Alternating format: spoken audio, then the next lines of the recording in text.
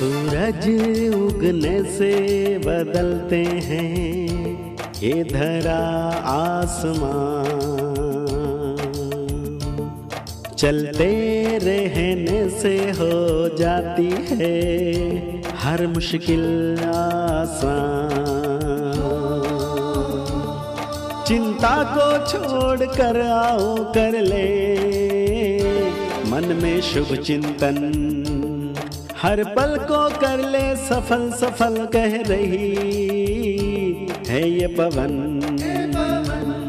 संवार ले सुधार ले कर समस्या का समाधान, संवार ले सुधार ले कर समस्या का समाधान, कर समस्या का समाधान, कर समस्या का समाधान, कर समस्या का समाधान, कर समस्या का समाधान, कर समस्या का समाधान। नमस्कार, आदाब, सत श्री अकाल, वेलकम, वड़कम, सुस्वागतम इन योर फेवरेट शो समाधान। मित्रों, एक बार एक कुत्ता भटक कर जंगल में खो गया कहीं।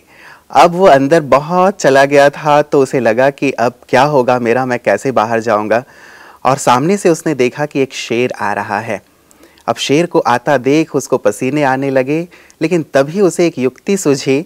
पास पड़े हुए कुछ हड्डियों को वो चूसने लगा और जैसे ही शेर नज़दीक पहुंचा उसने कहा कि यार मज़ा तो बहुत आ रहा है शेर की हड्डियां चूसने में, लेकिन एक और शेर मिल जाता तो बहुत मज़ा आ जाता।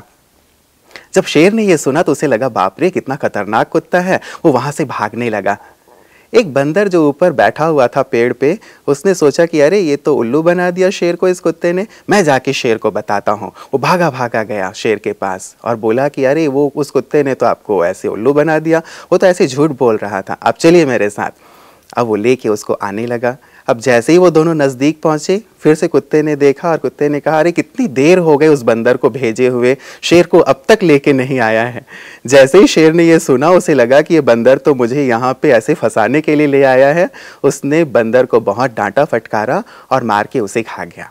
खैर, कहने का भाव ये है कि विपरीत परिस्थितियों में भी यदि व्यक्ति हिम्मत से, हौसले से काम लेता है तो अपने प्राणों की रक्षा कर सकता है। और साथ ही दूसरी सीख हमें ये मिलती है कि हमें किसी का भी बुरा नहीं सोचना चाहिए, बुरा नहीं करना चाहिए, नहीं तो बंदर की तरह हम भी अपने प्राणों से हाथ धो बैठेंगे। तो आइए इसी सुंदर बात के साथ, चूँकि समाधान भी हमें हौसला देता है, उत्साह देता है। जब कभी परिस्थिति रूपी शेर हमारे सामने आ जाते हैं तो एक स्थिति तो ये है कि हम सरेंडर हो जाएं कि अब तुमको जो करना है तुम करो, और दूसरी स्थिति ये हो सकती है कि हम हौसला रखें, उत्साह रखें, शक्ति रखें और हिम्मत से उसका सामना करें तो सारी समस्याएं वैसे भी दूर हो जाती हैं। तो आइए इसी सुंदर बात के साथ हम आदरणीय भ्राता जी का अभिनंदन करते हैं और आज की इस कड़ी की शुरुआत करते हैं। भ्राता जी, आपका बहुत बहुत स्वागत है। शुक्रिया। क्या कहेंगे भ्राता जी सुंदर पंक्तियों के बारे में? मैं इस कुत्ते की कहानी के साथ एक चीज और जोड़ देता हूँ। केवल हौसले की बात नहीं, विवेक शक्ति को भी न खो देना उस टाइम के लिए बहुत ही एक महत्वपूर्ण बात होती है जी। इसमें कुत्ता जो है वो घबराया नहीं, उसके विवेक ने एक युक्ति सोच ली कि ऐसा बोल दूं। अगर वो घबरा कर ये न सोचता तो उसका अल्लाह को प्यारा समाप्त हो जाता है। तो परिस्थितियों के समय मनुष्य इतना ध्यान दे बस कि वो इतना न घबरा जाए, इतना नर्वस न हो जाए कि अब क्या होगा। वो ये याद रखे, कुछ चीज़ें अपने साथ अपना ले, जैसे सब कुछ अच्छा होगा, मेरे साथ तो स्वयं भगवान है, वो सब कुछ ठीक कर देगा और विजय तो मेरी ही होगी। ऐसे कुछ सुंदर स्मृतियों के साथ वो अपने विवेक को जागृत रखे तो उसको युक्ति सूझ जाएगी। मान लो भालू ही आ गया, हमारे यहाँ जंगल में भालुओं से लोगों का बड़ा सामना होता है और कई लोग जो भालुओं के अनुभवी हैं वो या तो उनको भगा देते हैं छोटी सी बात से या स्वयं सेफ हो जाते हैं। और उसका कारण एक ही है कि वो उनसे घबराते नहीं और अपने विवेक का यूज करते हैं। एक बहुत अच्छी कहानी, हमारे यहाँ जो दूध लेके आया करता था व्यक्ति, वो केन दूध का रख के आ रहा था, तब छोटी छोटी पगडंडियों से उन्हें आना पड़ता था जंगल से। भालू आ गया सामने, भालू से देख के खड़ा हो गया। भालू की ये नेचर है। अब वो मुश्किल से 5-7 फुट का बीच में अंतर, इसने अपना केन नीचे रखा अपने को संभाला, लाठी इसके पास थी और लाठी जोर से भालू के सिर में मार दी। अब भालू भागा जंगल में। तो देखिए बड़े इत्मीनान से इसने भी काम किया था। ऐसी कई कहानियां आती हैं। एक माँ जंगल में घास काट रही है, उसका बच्चा भी खेल रहा है। भालू ने माँ पे अटैक कर दिया, लेकिन बच्चे ने हिम्मत नहीं हारी। बच्चा छोटा सा और कूद के भालू के ऊपर जा बैठा, कान पकड़ लिए, बाल खींचे। अब भालू तो घबराएगा, ये तो कोई मेरा बाप आ गया है, और उसको छोड़ के भाग गया। ये सच्ची घटनाएं हैं।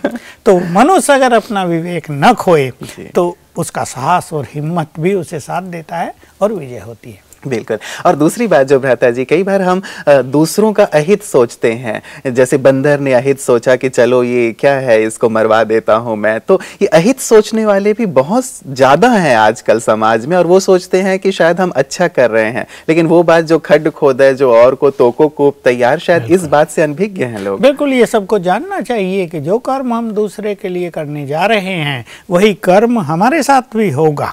इसलिए ये कहावत है, खाई खनिज और को ताको कूप तैयार। हम किसी के लिए कुआं खोद रहे हैं, पीछे मुड़कर जब चलेंगे हो सकता है हमारे लिए कुआं तैयार हो और हम पीछे मुड़ते ही उसमें गिर जाएं। इसलिए मनुष्य को अपनी मानसिकता को बिल्कुल शुद्ध करना चाहिए। और यही सबसे बड़ी बात आज समाज में हो गई है कि मनुष्य दूसरे के प्रति अच्छी भावनाएं नहीं रख रहा है। दूसरे को सताने की बात, दूसरों को कष्ट पहुंचे, दूसरों का जितना अहित किया जा सके उतना करना चाहिए, ये फीलिंग सभी के मन में बहुत प्रबल रूप से आ गई है और यही कहीं ना कहीं समस्याओं को विकराल रूप देती जा रही है। अगर हम एक पुण्य की, एक सद्भावना की, एक शुद्ध विचारों की सरिता यहाँ बहा दें तो बहुत सारी समस्याएं तो आपे ही समाप्त हो जाएंगी। बिल्कुल बिल्कुल, ये प्रेरणा जरूर सभी को लेना चाहिए कि मैं जैसा कर्म करूंगा दूसरे के लिए वैसा ही मेरे साथ भी होगा। यदि इस बात को लोग समझें तो शायद अच्छे ही कर्म करेंगे, पुण्य कर्म ही करेंगे और पुण्य की सरिता जैसा आप कह रहे हैं वो प्रवाहित होने लगेगी। भ्राता जी, हमारे पास मेल्स आए हुए थे, वो सारे मेल मैं अब आपके सम्मुख रखना चाहूँगा। ये पहला मेल हमारे पास आया है भ्राता जी, ये काजी तौसीफ जी ने लिखा है और ये कहते हैं कि मेरा किसी एक लड़की से प्रेम था, लेकिन उसका विवाह कहीं और हो गया। उसकी शादी हुए 1 वर्ष हो गए हैं, लेकिन अब भी उसका ख्याल हमेशा मेरे मन में रहता है और मैं किसी भी प्रकार से उसे अपने ख्यालों से नहीं निकाल पा रहा हूँ। कृपया मुझे कोई ऐसा उपाय बताएं जिससे मुझे अपने मन की शांति प्राप्त हो और मैं जीवन में कुछ और कार्य कर सकूं। ये तौसीफ जी हैं। हाँ, ये समस्याएं कुछ लोगों के साथ, कुछ क्या बहुतों के साथ होती है, विशेष करके युवक वर्ग, क्योंकि युवक कहीं ना कहीं एक दूसरे से प्यार करते हैं और समाज फिर उसको उस तरह स्वीकार नहीं करता कि वो साथ रहें। लड़की की भी शादी हो गई और वो लड़के का प्यार बना हुआ, आजकल मोबाइल फ़ोन है तो कॉन्टैक्ट भी बने रहते हैं। लेकिन दोनों को एक चीज़ ख्याल करनी चाहिए कि अब हमारे अलग अलग परिवार हो गए हैं। अब अगर सच्चा प्यार है, अगर लड़के का लड़की से सच्चा प्यार था, केवल वासनात्मक प्यार नहीं, तो अब लड़के को ये अवश्य सोचना चाहिए कि वो लड़की के पारिवारिक जीवन में बाधक न बने। अब उसका अपना परिवार हो गया है, उसकी मैरिज हो गई है, कई कई तो ऐसा होता है 10 साल के बाद भी गड़बड़ हो जाती है।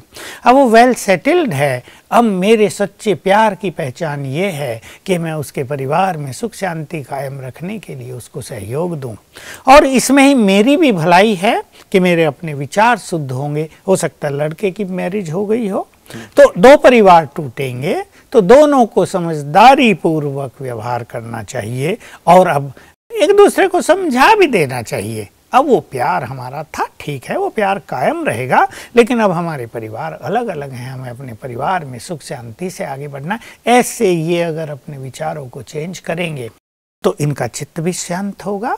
और बस जो मैंने कहा कि मेरा अगर सच्चा प्यार उससे था तो मैं उसको सुख से जीने दूं, यही सच्चा प्यार है। ऐसी भावनाएं रखने से अपने विचार शुद्ध और उनको भी सहजता से जीने का मौका मिलेगा। बिल्कुल। क्या भ्राता जी कुछ ऐसे स्पिरिचुअल प्रैक्टिसेस भी किए जा सकते हैं कि मन बार बार यदि कहीं जा रहा है तो वहाँ से अपने मन को हम अपने आप में लाएं या अपने कार्यों में लगाएं, अपने करियर में लगाएं या फिर अन्य दिशाओं में लगाएं? क्या कुछ ऐसी स्पिरिचुअल प्रैक्टिसेस भी की जा सकती हैं? बिल्कुल, इसके लिए एक बहुत अच्छी स्पिरिचुअल प्रैक्टिस है कि हम इतना ही विचार करें, मैं भी आत्मा हूँ, वो भी आत्मा है, हम दोनों ही भगवान के बच्चे हैं तो जहाँ ये आत्मिक दृष्टिकोण हो जाता है, वहाँ बहुत सारे निगेटिव विचार मनुष्य के समाप्त होने लगते हैं। हम भगवान के बच्चे हैं, अब हम दोनों को ही सुख से जीना है, हम देवकुल की आत्माएं हैं, ये प्रैक्टिस करेंगे और हमारे अंदर जो प्योर संस्कार हैं उन पे हम दृष्टि डालेंगे। मैं आत्मा तो पवित्र हूँ, इससे हमारे अंदर की पवित्रता जागृत होगी और फिर ये भी विचार कर लेना आवश्यक है कि अब मुझे अपने कार्यों में पूरा अटेंशन देना है, अपने परिवार की ओर अटेंशन देना है और ये भी जान लेना है कि जितने हमारे विचार सुंदर होंगे, पॉजिटिव रहेंगे, बैलेंस होंगे, उतना ही सब कुछ अच्छा चलता रहेगा। हमारे विचार उखड़े उखड़े होंगे, काम यहाँ कर रहे हैं, याद किसी और को कर रहे हैं, तो हम भी परेशान, हमारे वाइब्रेशंस उन्हें भी परेशान करेंगे। तो ये स्पिरिचुअल नॉलेज रखने के साथ साथ, इसकी प्रैक्टिस करने के साथ साथ हर एक को लक्ष्य बना लेना चाहिए, मुझे अब अपने चित्त को शांत करके अपने कार्यों में एकाग्र करना है, ताकि जो अब करना है, क्योंकि जो पास्ट हो गया उसे तो वापस ठीक नहीं किया जा सकता, अब आगे की सुध लेनी चाहिए और अपने कैरियर पर विशेष ध्यान देना चाहिए। प्रता जी, दूसरा हमारे पास मेल आया है गौरव समीर सिंह जी और ये कहते हैं, I am a student of BSc Geology. I have completed my 7 days course. Dear, my question is about marriage. Why it is wrong for Purusharth? I am agree with this concept that it creates lust and makes us body conscious. But according to many doctors, sex is also an important thing of our body. I have also heard that sex is a diet of body. Please clear this concept that for concentration and Purusharth, why sex and marriage is not good. Why lust is our great enemy. Gaurav Sameer Singh, Gaurav ji ने बहुत अच्छी, क्योंकि geology के student हैं इसलिए इन्होंने बड़े ही, देखिए हमारी जो एजुकेशन है या जो हमारी साइकोलॉजी है उसकी जो एजुकेशन है वो, मेरी बात शायद लोगों को बुरी लगे, वो कंप्लीट नहीं है और वो वर्तमान मनुष्य के बॉडी या माइंड की रिसर्च करके प्राप्त की गई है। देखिए साइकोलॉजिस्ट ने जो भी मनुष्यों के मन की स्टडी की और भिन्न भिन्न सिद्धांत बनाए, वो वर्तमान मनुष्यों के मन की स्टडी करके बनाए ना। अब देख लीजिए, मान लो यही बात मनोवैज्ञानिक और जूलॉजिस्ट 500 साल पहले करते तो उन्हें मन की स्थिति कुछ और नज़र आती, बॉडी में कुछ और चीज़ें नज़र आती। यही रिसर्च अगर अब से 1000 साल पहले होती तो मन की स्थिति, बॉडी की स्थिति कुछ और थी, और वही रिसर्च अब से 5000 साल पहले के लोगों पे की जाती तो मनुष्य बहुत प्योर था, तो तब की साइकोलॉजी बिल्कुल अलग होती। तो ये वर्तमान साइकोलॉजिस्ट की मान्यता हो गई, मतलब मन और शरीर दोनों ही परिवर्तित होते आए हैं। ये बड़ी सूक्ष्म विज्ञान है। मन के आधार से बॉडी में परिवर्तन होया, हार्मोन्स में परिवर्तन होया। मन यदि बहुत पवित्र होता है, मन यदि बहुत आनंदित होता है तो हमारे शरीर में, हमारे ब्रेन में अनेक चेंजेज होती हैं, उसकी स्थिति कुछ दूसरी होती है। जैसे हम मोटे रूप से देख सकते हैं, एक व्यक्ति बुरी दृष्टि से दूसरे को देख रहा है, उसका चेहरे का फोटो ले लिया जाए। एक माँ अपने बच्चे को एक निर्मल प्यार से देख रही है, उसको फोटो ले लिया जाए।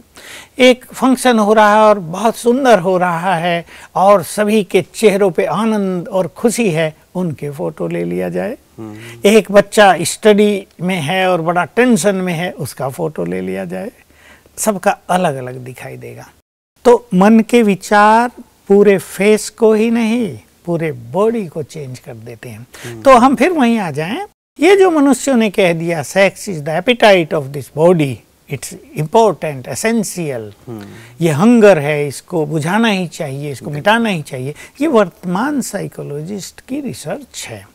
लेकिन भगवान ने आकर हमें 5000 साल पहले की मनोस्थिति का चित्रण कर दिया है कि तुम तो संपूर्ण पवित्र थे, तुम्हारे विचारों में अपवित्र संकल्प मात्र भी नहीं थे, ये सेक्सलेस था ही नहीं। उसने बता दिया कि पहले 2 युग मनुष्य का जो संबंध है वो सेक्सुअल था ही नहीं, बहुत पवित्र नाता था। संतान भी योग बल से यानी संकल्प बल से उत्पन्न होती थी। इसके लिए वेदों में भी एक शब्द आ गया, सृष्टि अमैथुनी थी, विदाउट सेक्स लस्ट थी। अब दूसरी चीज हो गई है, अब सेक्स की भरमार है। अब सेक्स जो है वो बच्चे पैदा करने तक सीमित नहीं रहा, ये एक मनुष्य की नेचुरल प्रवृत्ति हो गई। अगर ये भूख होती तो भोजन खाने से तृप्त हो गई होती, लेकिन विकार ऐसे हो गए कि भोगने से तृप्त नहीं हो रहे, इसलिए इनको भूख नहीं कहा जाएगा। तो भगवान ने अब कहा है lust is your biggest enemy, क्योंकि इससे बॉडी कॉन्शियसनेस बढ़ता है, इससे भौतिक संसार की ओर आकर्षण होता है, इससे मनोविकार उत्पन्न होते हैं, इससे मनुष्य का माइंड निगेटिव होता है, उसकी शरीर की शक्ति भी और मन और बुद्धि की शक्ति भी क्षीण होती है, पॉल्यूटेड होती है। इसलिए इसका हर जगह इसके कारण पतन हो रहा है। आज समाज में देख लीजिए ना, मैं पहले भी एक बात कही थी कि हमारी बहनें, माताएं, कन्याएं जितनी एजुकेटेड आज हैं, जितनी एक्टिव वो आज हैं, जितने टैलेंटेड वो आज हैं, उतनी पहले कभी नहीं रही थी। अगर उनमें कहीं प्योरिटी भी होती तो वो इस संसार को स्वर्ग बना देती, लेकिन कहीं ना कहीं ये इम्प्योरिटी उनकी मोरलिटी को, उनकी स्पिरिचुअलिटी को, उनके मनोबल को डाउन कर देती है और उन्हें अनेक समस्याओं को फेस करना पड़ता है। तो सेक्स लस्ट जो है मनुष्य का डाउनफॉल कर रहा है, उसकी मन की शक्तियों का, शरीर की शक्तियों का। मैं साथ में ये भी जोड़ दूं गौरव जी के प्रश्न के उत्तर में कि आज मेडिकल साइंस ये स्वीकार करती जा रही है कि दवाइयाँ काम नहीं कर रही हैं। मनुष्य का वाइटल फोर्स, जो शरीर की शक्ति है ना, रोग प्रतिरोधक शक्ति, वो कम होती जा रही। इसका कारण उन्हें पता नहीं। इसका कारण है अति सेक्स लस्ट, जो मनुष्य के अंदर की शक्तियों को जैसे नष्ट कर रहा है। तो शरीर से जीवन शक्ति कहा गया है, हमारे शरीर को शक्ति प्रदान करती है, ब्रेन को शक्ति प्रदान करती है। वही तो ब्रह्मचर्य की शक्ति है। इसलिए मनुष्य बहुतों का जो देह है कैसा हो गया, जैसे गन्ने से रस निकाल दिया जाता है ना और छिलका छिलका बचता है, ऐसा हो गया। आजकल विदेशों में ऐसी टेक्निक भी है कि बादाम डाल दिए मशीन में, बादाम का तेल निकल जाएगा पर बादाम वैसे ही रहेंगे। तो ऐसे ही जूस निकल गया है, बॉडी दिख रहा है। इसलिए रोग प्रतिरोधक शक्ति, जो वाइटल फोर्स था, वो भी कम हो गया है, जो अनेक समस्याओं को जन्म दे रहा है। इसलिए जल्दी जल्दी रोग पकड़ रहे हैं। बहुत सारे रोग संसार में ऐसे बढ़ते जा रहे हैं जिनका निदान मुश्किल हो जाएगा। इसका कारण अति लस्ट है। इसलिए भगवान ने इस समय आकर सभी को ये पहचान दी कि तुम्हारी मूल नेचर पवित्रता है। तो हम ये नहीं कह रहे कि शादी ना करो, लेकिन हम ये कह रहे हैं, हम ये नहीं कह रहे, ये भगवान का आदेश है कि तुम पवित्र बनो। ये वो समय है जब ईश्वरीय मिलन का सुख हम ले सकते हैं, और वो पवित्रता का सागर है। उसके मिलन का सुख बिना पवित्र बने नहीं लिया जा सकेगा। ये समय की मांग है। अब से पहले ये नहीं कहा जाता था। कोई कोई सन्यासी जाकर ब्रह्मचर्य का पालन करते थे। अब देखिए करोड़ों लोग ब्रह्मचर्य को अपना चुके हैं। मैं पहले भी कहा है, मुझे बड़ा हर्ष होता है जब हमारे पास युवकों के समूह आते हैं पवित्र बनने के लिए, ब्रह्मचर्य को अपनाने के लिए वो तत्पर हो रहे हैं, क्योंकि ये भगवान का आदेश है। दादा जी, मुझे बात याद आ रही है, विवेकानंद जी ने भी एक समय आह्वान किया था कि मुझे 100 ऐसे ब्रह्मचारी युवा चाहिए तो मैं भारत को स्वर्ग बना दूंगा। ब्रह्मा कुमारी ईश्वरीय विश्वविद्यालय में कितने ऐसे युवा हैं जो ब्रह्मचर्य व्रत का पालन कर रहे हैं। बिल्कुल। मद्रास में जब विवेकानंद जी आए तो वहाँ के युवकों में बहुत क्रेज था। उन्हें कहा था मेरे जैसे, मतलब बड़े बोल्ड लोग जिनकी मसल्स में पावर होगा, 100 मिल जाए तो मैं संसार को हिला दूं। लेकिन ऐसे कहाँ मिलते हैं। लेकिन ब्रह्मा कुमारी ईश्वरीय विश्वविद्यालय में तो भगवान को मिले हैं, 100 नहीं लाखों मिले हैं। जो चैलेंज संख्या जानना चाहता था दादा जी, कितने ऐसे युवा हैं आज ब्रह्मा कुमारी में? 1 लाख तो ऐसे स्ट्रॉन्ग होंगे और कई लाख इस मार्ग पर चलने के लिए उत्सुक हैं, लेकिन बहुत स्ट्रॉन्ग। तो भारत स्वर्ग बना कि बना। इसीलिए अब भारत को पवित्रता की आवश्यकता है, भारत को नहीं सारे संसार को। इसलिए मैं उन युवकों को कहता हूँ, शादियां तो सभी कर रहे हैं, वैसे भी जनसंख्या बढ़ती जा रही, कोई कमी तो हो नहीं रही। तुम अगर भगवान के काम आ जाओ, तुम्हारी प्योरिटी अगर संसार के कल्याण के काम आ जाए, तुम इन विषय वासनाओं का त्याग कर कर अगर महान बन के युवकों के लिए एक आइडियल प्रस्तुत कर सको, तो ये कहीं शादी करके बच्चे पैदा करने से बहुत बड़ा काम होगा। जो काम सारा संसार कर रहा है वही तुम भी करो, तो ये कोई तुम्हारी यूनिकनेस नहीं रहेगी। तुम उठो और वो काम करो जो संसार में कोई नहीं कर रहा है, और वो ब्रह्मचर्य की शक्ति से ही होगा। इसलिए मैं गौरव जी को कहूँगा, अब प्रभु मिलन का समय है। अब भगवान ने आह्वान किया है कि इस संसार को तुम्हें स्वर्ग बनाना है, तो मुझे प्योरिटी का सहयोग दो। अब भगवान की मानो। तो बहुत अच्छा होगा। गौरव जी को मैं कहूंगा 7 दिन का कोर्स तो इन्होंने कर लिया है, अब कम से कम 6 मास पवित्रता के मार्ग पे चल के देखो, इसमें कितना आनंद है। सेक्स लस्ट का आनंद तो इसके लिए 0 भी नहीं है, पवित्रता का आनंद तो सागर के समान अनुपम है। बिल्कुल, शायद इस चीज को आज का युवा वर्ग हो या आज के तमाम लोग हो अनुभव नहीं कर पा रहे हैं कि वास्तव में प्योरिटी में या ब्रह्मचर्य में भी कितना आनंद है, कितनी शक्ति है, क्योंकि एक प्रवाह ही चला आ रहा है, सभी लोग उसी प्रवाह में बहते चले जा रहे हैं और यही समझते हैं कि शायद यही जीवन है, यही सुख है और इसी में हमें सब कुछ प्राप्त परंपरा है, यही परंपरा है वास्तव में। अगर इस पे न चलेंगे तो शायद हम गलत मार्ग पे होंगे। बिल्कुल बिल्कुल, और लोग मतलब कह भी देते हैं कि विवाह नहीं करोगे तो ये हो जाएगा, मानसिक रूप से तुम विक्षिप्त हो जाओगे, और ये हेपेटाइट आदि की जो बात ये कर रहे हैं, शायद ये बहुत सारी गलत मान्यताएं समाज में प्रचलित कर दी गई। ये भी कई बार लोग कह देते हैं कि यदि तुम अविवाहित रहोगे तो प्रेत योनि में चले जाओगे। भ्राता जी, ऐसा भी होता है क्या? प्रेत योनि नहीं, देव योनि में जाओगे, ये उन लोगों की गलत मानसिकता फैलाने वालों की मान्यताएं हैं। प्रेतों का भी उद्धार करने वाले बन जाओगे तो वास्तव में इसकी बहुत बड़ी आवश्यकता है। मैं साथ में जोड़ दूं, जो ये कहते हैं ना तुम पागल हो जाओगे, ये वो हमारे अंदर जो शक्ति पैदा होती है उसको हमें चैनलाइज करना होता है। ये मेडिकल साइंस की मान्यता ठीक थी कि शक्ति तुम्हारे अंदर बन रही है, तुम उसे यूज नहीं कर रहे तो वो तो गड़बड़ करेगी ना। जी जी जी। तो इस गड़बड़ को रोकने के लिए हम योग अभ्यास में, सुंदर चिंतन में उस शक्ति को जैसे सूक्ष्म शक्ति में कन्वर्ट कर देते हैं, तो वो हमारे ब्रेन को, हमारे जीवन को डिवाइन करने के लिए, एम्पावर करने के काम आ जाती है। बिल्कुल, इसी को शायद कहा गया है कि हम अपनी शक्तियों को ऊर्ध्वगामी कर लेते हैं, जो हमारे ब्रेन को पावर देता है, हमारे चेहरे में तेज लाता है। भ्राता जी, एक दूसरी बात जो इन्होंने कही है गौरव जी ने, कि मेडिटेशन के लिए या पुरुषार्थ के लिए ये क्यों आवश्यक है। तो जो साधना के पद पे चल रहे हैं, मान लीजिए जो मेडिटेशन करना चाहते हैं या जो ऐसा सुंदर पुरुषार्थ जैसा आप कह रहे हैं वो करना चाहते हैं, इसके लिए क्यों आवश्यक है, ये भी इस चीज को जानना चाहते हैं। देखिए, मैं एक छोटा सा उदाहरण इन्हें दूंगा क्योंकि ये स्टूडेंट हैं। भारत में तो विशेष रूप से प्राचीन काल से ये प्रबल मान्यता थी कि विद्यार्थी काल में मनुष्य को ब्रह्मचर्य का पालन करना चाहिए, और उसका कारण यही था कि स्टडी में ब्रेन की शक्ति की बहुत जरूरत है, और ये ब्रह्मचर्य की शक्ति जो है ये ब्रेन को शक्तिशाली बनाती है, उसे डिवाइन रखती है, एफिशिएंट रखती है। तो जैसे विद्यार्थी काल में ब्रह्मचर्य की आवश्यकता पर बल दिया गया था, आज भले ही वो चीज़ छूट गई है, इसलिए विद्यार्थियों को उनकी विद्या टेंशन दे रही है, क्योंकि उनके पास ब्रह्मचर्य की शक्ति नहीं रही, तो ब्रेन वीक हो गया है, उनकी मेमोरी पावर बहुत क्षीण होती जा रही। इसका ये एक प्रबल कारण है।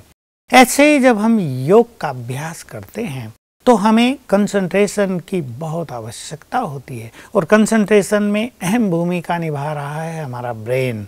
तो ब्रेन को शक्तिशाली होना आवश्यक है, और ये शक्ति ब्रह्मचर्य से ही हमको मिलती है।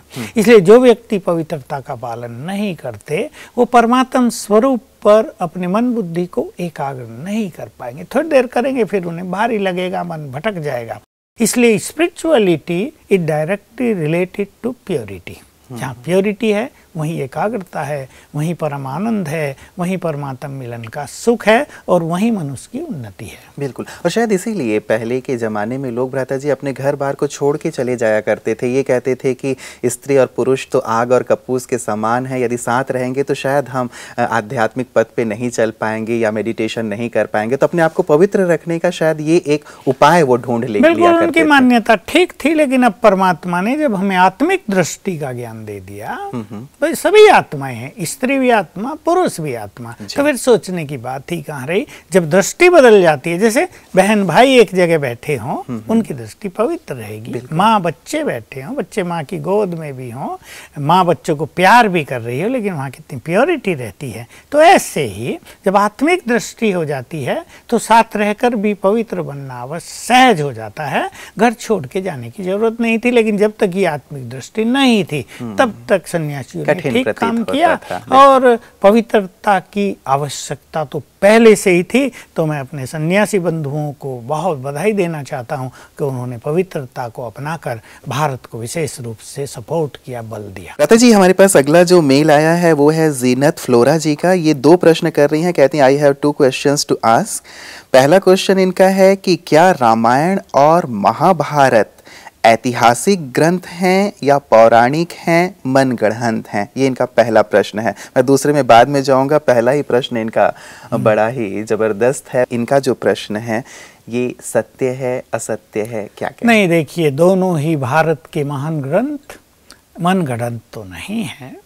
वेदों के बाद इन्हीं का नंबर आता है और इन दोनों ग्रंथों ने ही समाज में धर्म, अध्यात्म और अच्छाइयों का प्रवाह कायम रखा है।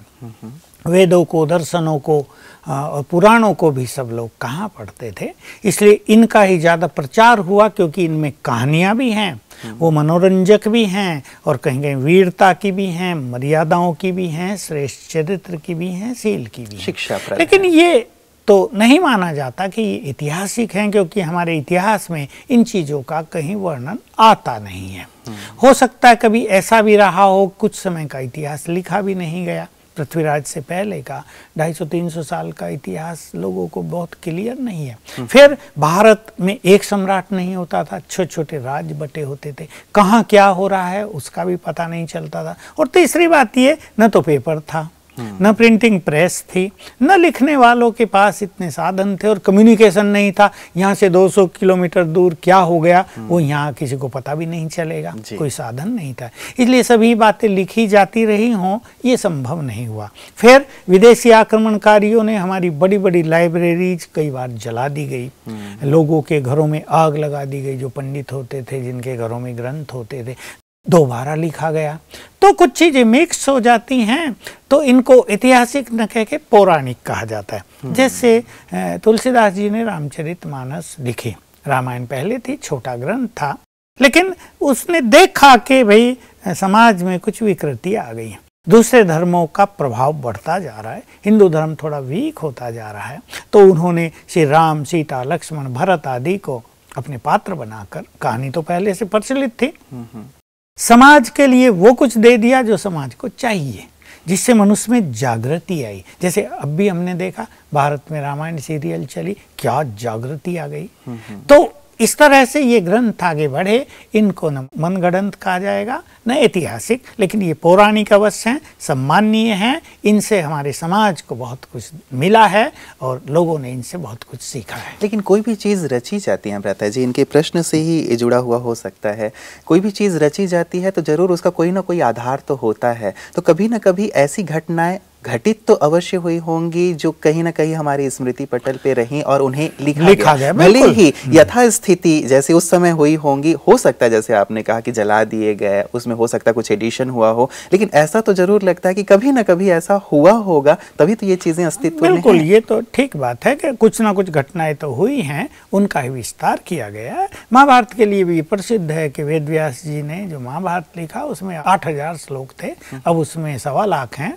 तो बाद में लोगों ने उनकी मनोस्थिति का चित्रण किया, द्रौपदी क्या सोच रही होगी, अर्जुन क्या सोच रहा होगा, भीम क्या सोच रहा था अमुक अमुक जगह पर, तो उनका विस्तार कर दिया, और विस्तार भी समाज को बहुत कुछ सिखाने के लिए किया। तो ऐसा तो जरूर लगता है कि कहीं ना कहीं कुछ ना कुछ घटनाएं हुई जरूर थी जिनका बाद में विस्तार हुआ। बिल्कुल। तो चलिए, जीनत जी का जो दूसरा प्रश्न है भ्राता जी, वो कल के लिए हम छोड़ते हैं, आज वक्त हमें यहीं तक इजाज़त दे रहा है। सभी प्रश्नों के बहुत सुंदर आपने हमारे दर्शकों के उत्तर दिए हैं, आपका बहुत बहुत शुक्रिया भ्राता जी। मित्रों, वास्तव में जीवन में अनेक प्रकार की समस्याएं हमारे सामने आती हैं। शुरुआत भी हम लोगों ने की थी कि जीवन में यदि समस्याएं आ जाती हैं, हम अपना हौसला, अपना उत्साह, अपना साहस कायम रखें। आज जिन घटनाओं पे चर्चा हुई है, मन में जो प्रश्न उठते हैं कहीं ना कहीं हमें हिला देते हैं, कहीं ना कहीं हमें परेशान कर देते हैं, लेकिन यदि हम धैर्यतापूर्वक उन पर विचार करते हैं तो उत्तर की ओर बढ़ते हैं, समाधान की ओर बढ़ते हैं। इसीलिए अपने धीरज को बनाए रखें, अपने हौसले को बनाए रखें और सकारात्मकता की ओर बढ़ते चलें। बात एक बहुत सुंदर निकली थी पवित्रता की। एक सुंदर बात के साथ मैं आपको छोड़े जा रहा हूँ। गीता में सुंदर महावाक्य हैं परमात्मा के कि काम, क्रोध और लोभ नर्क के द्वार हैं। काम तुम्हारा महाशत्रु है। इस पर शायद अब तक हम लोगों ने विचार नहीं किया था कि काम क्यों हमारा महाशत्रु है। इस पर हम अवश्य विचार करें और पवित्रता के पथ पर आगे बढ़ने का संकल्प लें। कल पुनः आपसे मुलाकात होगी। आपका दिन बहुत बहुत शुभ और मंगलमय हो, इसी शुभकामना के साथ नमस्कार।